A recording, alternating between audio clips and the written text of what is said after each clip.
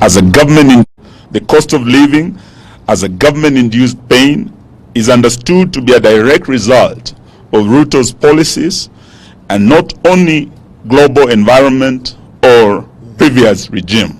So this is purely Ruto's failed, and it should not be blamed on any global environment,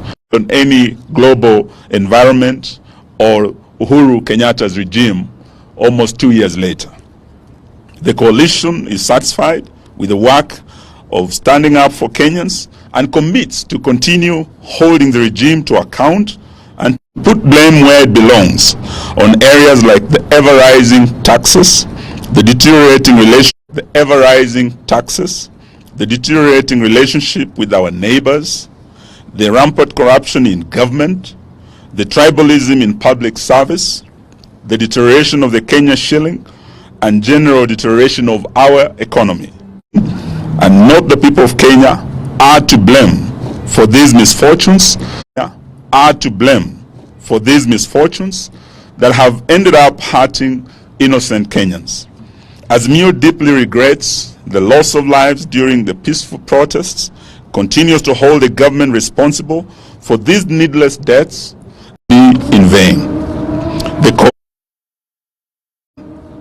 The coalition has weathered several vigorous attempts by the Ruto administration to create disunity and splits in its ranks.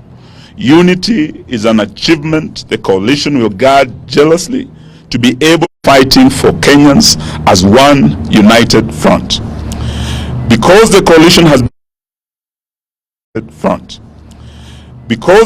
has been able to stand up and stand together, Kenyans have regained their voice, their courage, and are standing up to the bullies in this regime.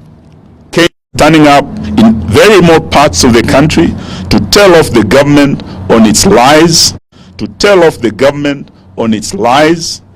and its insensitivity to the people. We encourage Kenyans to continue manifesting courage and call out this regime. We will stand with all Kenyans expressing such determination to take back our country. The coalition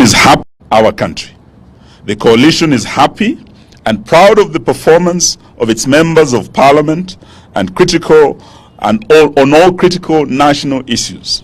When it has mattered, even where the members have been outnumbered, they have expressed themselves on such issues as the Finance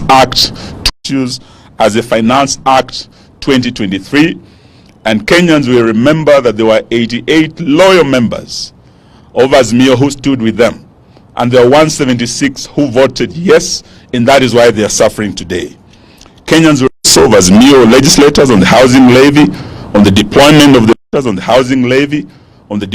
of the police to Haiti, and the general state of the economy. Over time, we have been vindicated. May I now invite my senior, the Honorable Martha Karua, to read the rest of the statement. Thank you very much. The summit had a robust discussion on strengthening Azimio and its constituent parties. The coalition partners have been able to agree on fundamental strategies and we agreed that the coalition is only as strong as its constituent parties. The summit therefore reaffirmed its commitment to the renewal, strengthening of all the constituent parties through various activities, including members' recruitment drives, delegates' conferences, PGs and NEC meetings. All constituent parties have committed to pursuing a course that addresses the challenges the country is going through, and that also help to advance and defend the gains of democracy. Azimio remains one and is here to stay, committed to shared values that include public participation, good governance, good governance, respect for the Constitution and rule of law,